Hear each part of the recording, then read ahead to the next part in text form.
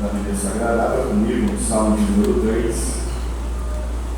Salmo de número 3, faremos menção do verso de número 1 até o verso de número 6. Quando os irmãos procuram no vídeo do texto, eu quero aqui aproveitar e ensinar ao bom Deus toda a minha gratidão. Gratidão, Senhor, por mais essa rica e tão importante oportunidade que o Senhor nos concede, por mais uma vez estar aqui nessa campanha, ministério do Beroel, por isso que eu pedi ao Senhor para a palavra direcionada do coração dele. O Senhor trouxe ao meu coração este salmo, salmo de número 3, salmo de Davi, e eu tenho certeza que assim como o Senhor ministrou o meu coração, certamente ele ministrará no coração dos irmãos. Quantos creem nisso? Dizem amém? Amém. Salmo de número 3, todos encontraram? Está escrito assim na tradução do teu, irmãos: Senhor, como se tem multiplicado os meus adversários, são muitos que se levantam contra mim. Muitos dizem da minha alma, não há salvação para ele em Deus. Mas tu, Senhor, és um escudo para mim, a minha glória e o que exalta a minha cabeça. Com a minha voz clamei ao Senhor. Ele ouviu-me desde o seu santo monte. Eu me deitei e dormi, acordei porque o Senhor me sustentou. Não terei medo de 10 milhares de pessoas que se puserem contra mim ao meu redor. Levanta-te, Senhor. Salve-me, Deus. Salva-me, Deus meu, pois feriste a todos os meus inimigos nos queixos. Quebraste os dentes aos ímpios. A salvação vem do Senhor sobre o teu povo, que seja a tua bênção. Se você que vê, diz amém. Amém. Se assente em nome de Jesus. Vamos meditar na palavra do Senhor nessa noite. Acho que tem uma guitarra, um violão ligado, está dando uma chiada aqui. Por gentileza, alguns irmãos se puderem desligar, está atrapalhando ouvir o retorno. Mas amém. Meus queridos e amados irmãos, na noite deste dia, o Senhor ministrou esse salmo de número 3, na tarde desse dia, na verdade, o Senhor ministrou esse salmo de número 3, e eu tenho certeza que o contexto a qual envolve esse salmo, o salmo de Davi, é de conhecimento de todos os irmãos. Este salmo ele se inicia quando Davi ele vê Batseba, enxerga ela, deseja tê-la contigo, e a partir de então se deita com ela, coloca Urias, o seu marido, diante do exército, para que este pudesse ser morto, e assim os seus pecados, o pecado ao qual Davi tinha cometido, ele não pudesse ser revelado. Mas como nós sabemos que o Deus que nós seguimos, ele tudo vê como pode, o Senhor viu aquilo que Davi tinha feito, e então ele mandou o profeta Natan, que era amigo de Davi, um amigo ao qual ninguém quer ter, um amigo que fala a verdade, um amigo que nos orienta sem se preocupar com a nossa opinião, mas nos instruindo conforme a palavra de Deus ela nos determina. O profeta Natan, ele vai até a casa de Davi, vai até o palácio de Davi, o palácio do rei, e fala com Davi: olha, Davi, aquilo que você fez, existia um homem, e este homem pegou a vinha de outra pessoa, pegou o bem de outra pessoa, e essa pessoa para ele pegou o bem tinha menos riquezas do que o outro que ele tomou. Davi, então, ele sim, fica muito indignado, meus irmãos, com essa atitude, e ele diz: olha, que este homem possa morrer, que este homem venha perder a sua vida. Então Natan vira para ele e fala: Davi, tu és este homem, foi você que fez isso quando você foi lá, desejou Batseba, deitou-se com ela, tomou ela de Urias e ainda colocou ele diante do exército para que ele pudesse morrer. Davi, você é este homem. Depois disso, o profeta Natan, ele fala algumas coisas que Deus falou ao seu coração para entregar ao rei Davi. E uma das coisas era que a espada do Senhor, a espada da vingança do Senhor, não se apartaria da casa dele, ou seja, as consequências do seu pecado, elas lhe alcançariam, porque quando nós erramos, meus irmãos, é uma decisão nossa. Ninguém nos influencia a errar, mas as consequências dos nossos pecados e erros, elas não cabem a nós, mas sim do nosso Deus. É o próprio Deus que vai determinar quais vão ser as consequências daquilo que nós fizemos. E assim foi com também o rei Davi. Por mais que ele tenha se arrependido daquilo que ele tenha feito, haja vista que ele escreveu no Salmo de número 51, dizendo ao Senhor: Senhor, tudo aquilo que eu tenho, todas as riquezas, este palácio, Todas as pessoas me servindo, isso tudo eu abro mão, mas de uma coisa, Senhor, não abro mão, que é a presença do Teu Santo Espírito. Então, Senhor, não retires de mim o Teu Santo Espírito e não tenha parte da Tua presença. Era Davi abrindo mão, meus irmãos, de tudo para permanecer com a presença do Santo Espírito. Aleluia! Mas as consequências do seu pecado lhe alcançariam. E nós vemos isso dentro da Bíblia Sagrada, quando um dos seus filhos estupra uma das suas filhas. Nós também vemos o outro filho dele matando este irmão, porque não gostou da atitude do irmão, mata, ou seja, as consequências indo dentro da casa de Davi. E também, meus irmãos, o outro filho dele, Absalão, que está aqui dentro deste contexto do Salmo de número 3, ele persegue a Davi, toma o trono de Davi e a partir de então quer matar Davi, quer assassinar o seu pai, pois não quer competir com Davi contra o reino a qual ele usurpou do próprio pai. Então Davi ele foge agora para o deserto. Este Salmo de número 3, quando ele se inicia, Davi está escondido, fugido de Absalão no deserto.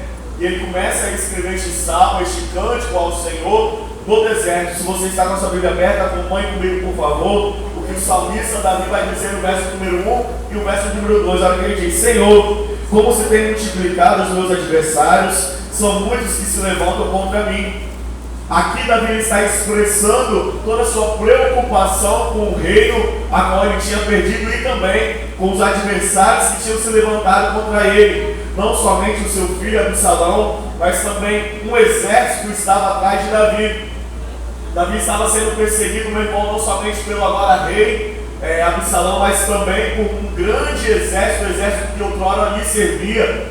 Davi está preocupado, Davi está aflito, meus irmãos, pois no deserto ele está abandonado, ele está sozinho e está sendo perseguido.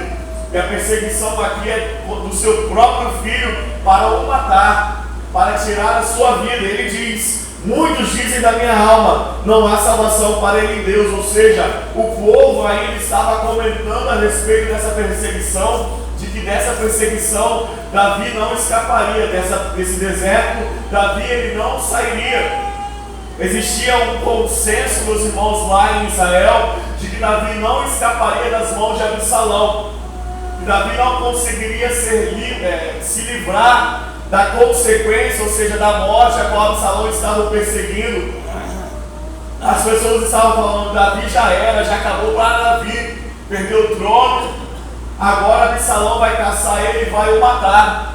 Só que, meus irmãos, eu acho lindo que essa palavra aqui, Selá, e todas as vezes que nós lemos, meus irmãos, essa palavra no Salmo, nós precisamos entender algo. Aqui, pelo fato de ser um poema, é um interlúdio. Ou seja, há uma paralisação que nós precisamos parar, porque aqui vai ter uma mudança na entonação do salmista. Todas as vezes que nós lemos Selá é porque vai ter uma mudança no estado anímico do salmista. O salmista vai passar de um estado anímico para o outro. Você percebe que no verso de número 1 e no verso de número 2, Davi está preocupado. Davi ele está aflito, Davi ele está ansioso, Davi ele está amedrontado. Senhor, os meus adversários têm se multiplicado. Senhor, muitos estão se levantando contra mim. Muitos dizem da minha alma, não há salvação para ele em Deus. Quantos de nós não estamos assim também, meus irmãos? Quantas pessoas vêm para a casa de Deus e não se encontram assim? Talvez não no mesmo contexto. Está sendo perseguido pelo filho, mas está no deserto da vida. E o deserto da vida ele nos assusta sim.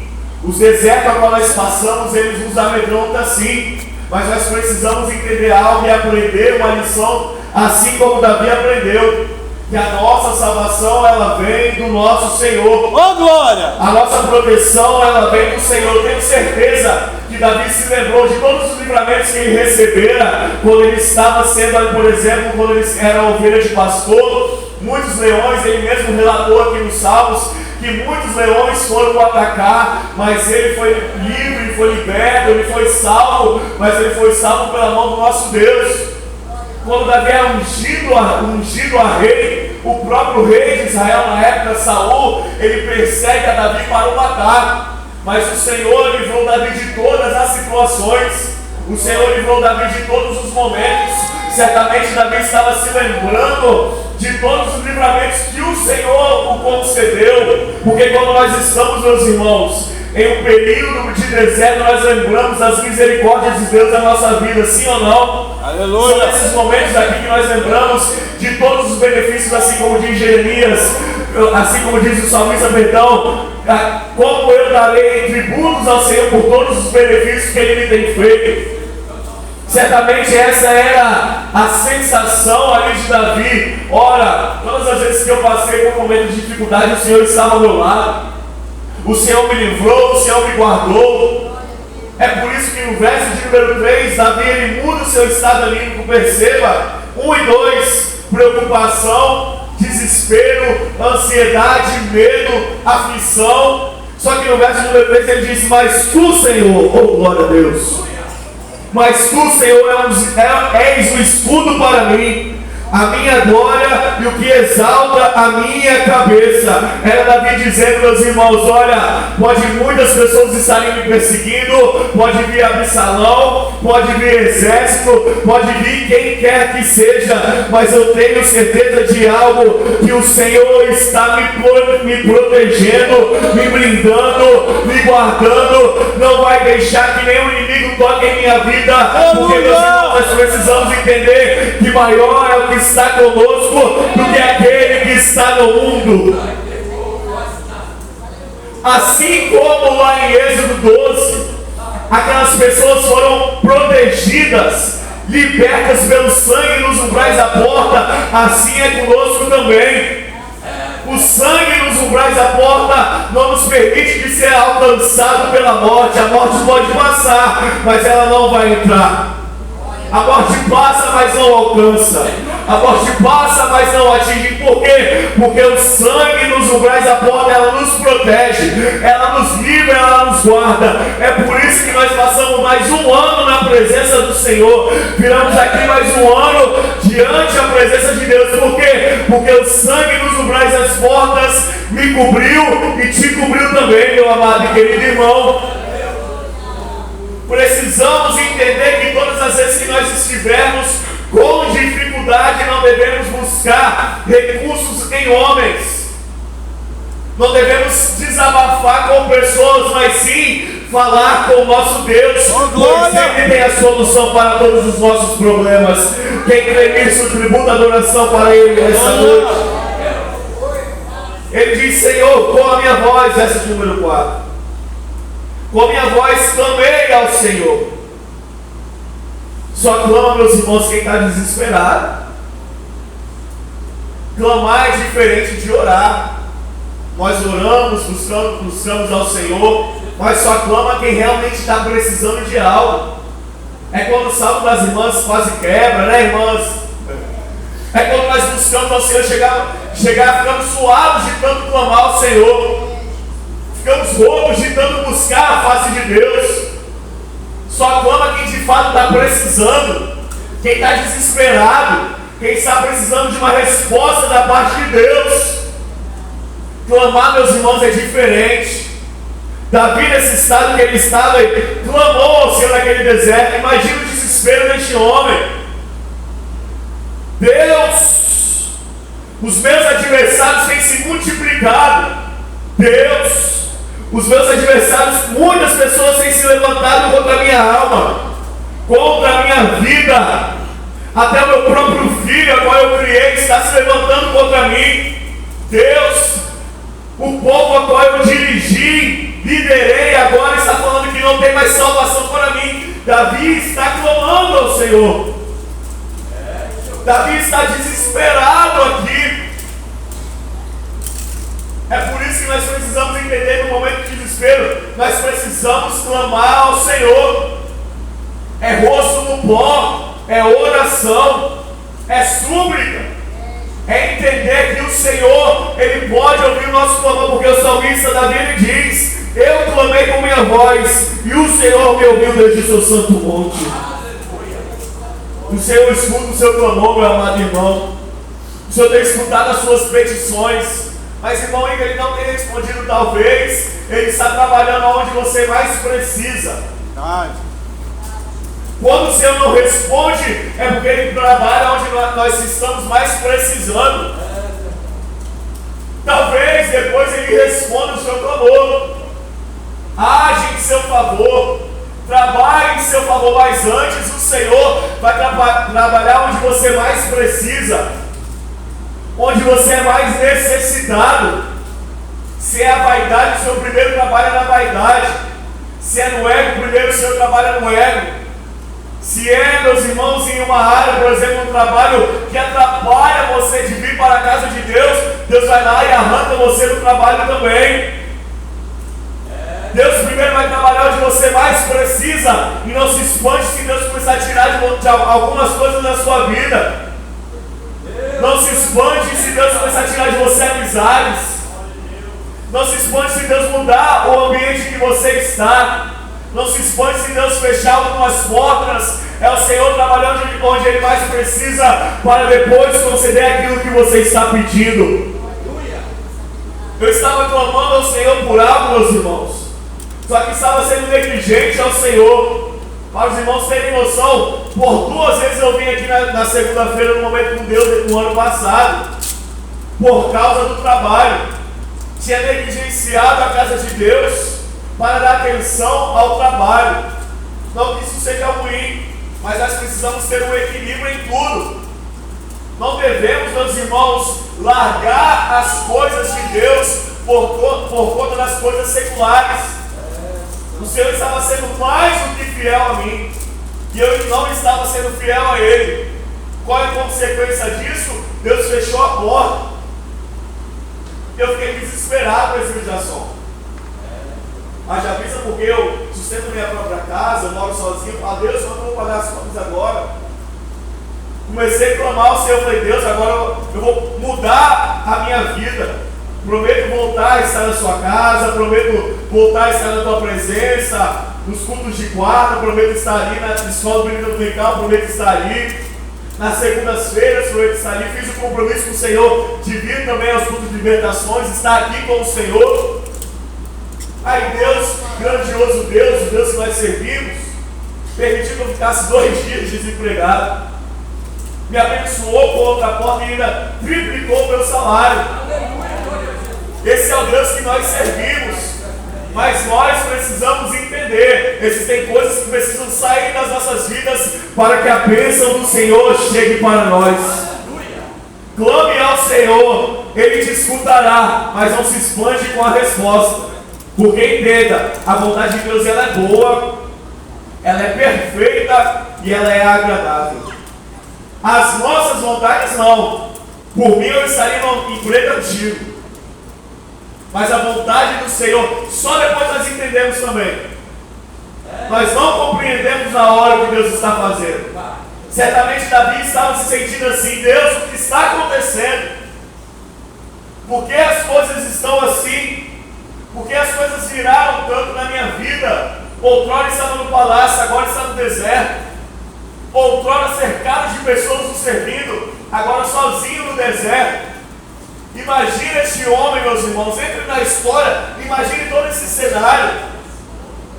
Só que perceba mais uma vez essa palavra selar.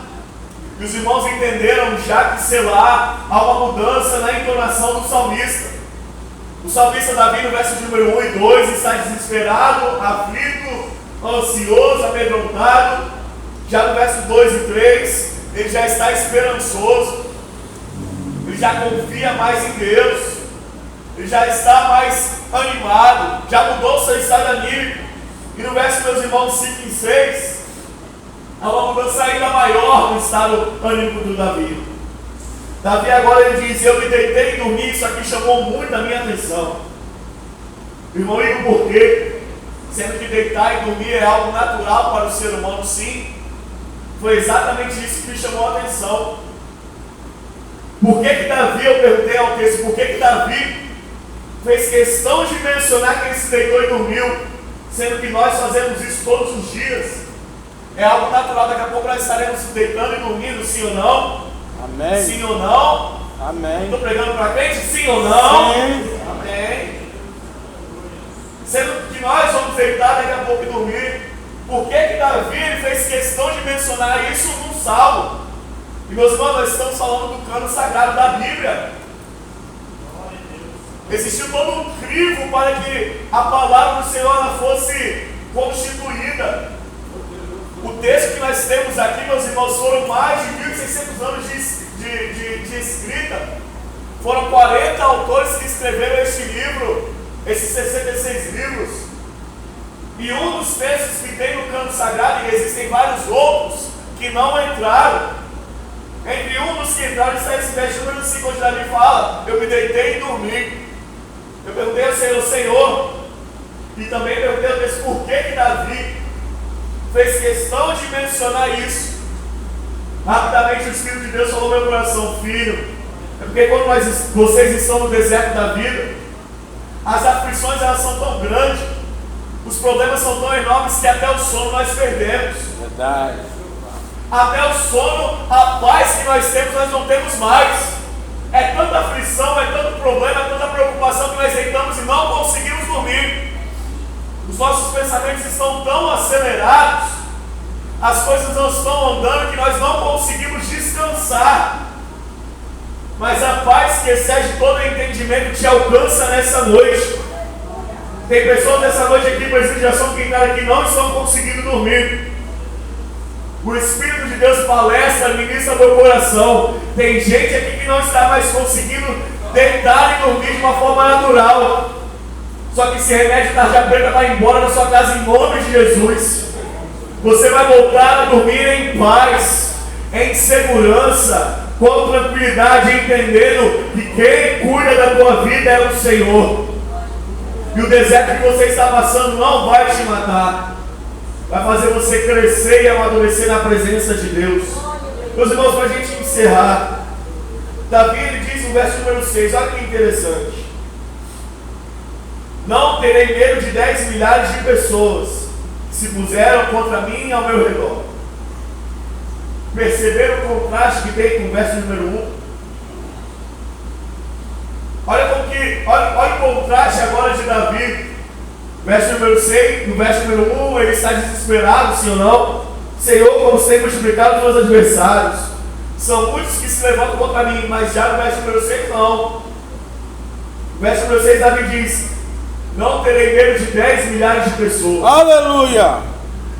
Deus mudou tanto o estado anímico deste homem que agora não tem mais a nada.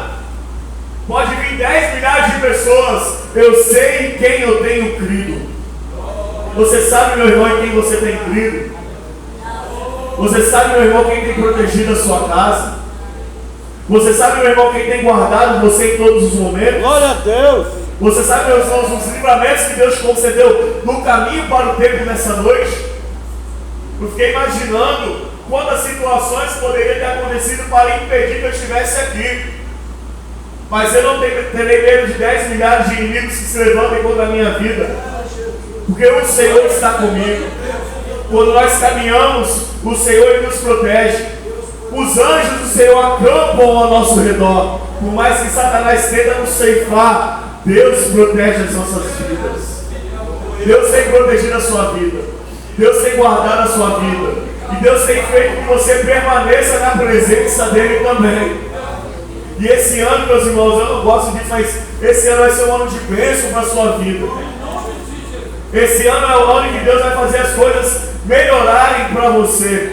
Não estou falando de estado financeiro, não estou falando de mais portas abertas, não estou falando de carro, de casa, eu estou falando da sua vida espiritual. Glória a Deus, Pai. Esse ano vai ser o ano que a chave vai virar. Esse ano vai ser o ano que você vai orar mais, que você vai buscar mais, e nem o inimigo que investe tanto para te impedir de você buscar a face do Senhor vai conseguir, porque você vai ser mais que vencedor em Cristo Jesus. Quantos creem nessa palavra? Amém. Feche os seus olhos, apresente as suas causas ao Senhor, comece a falar com Ele. Aleluia. Creme confiando na sua vitória. Eterno Deus, soberano Pai, oh Deus, nós te louvamos, te agradecemos e te glorificamos nessa noite por mais um dia, meu Senhor, na tua presença, por todos os livramentos que o Senhor nos concedeu neste dia. pela tua presença, ó Pai, que nós experimentamos aqui nessa noite, pelo privilégio e oportunidade de estarmos em tua casa, Deus.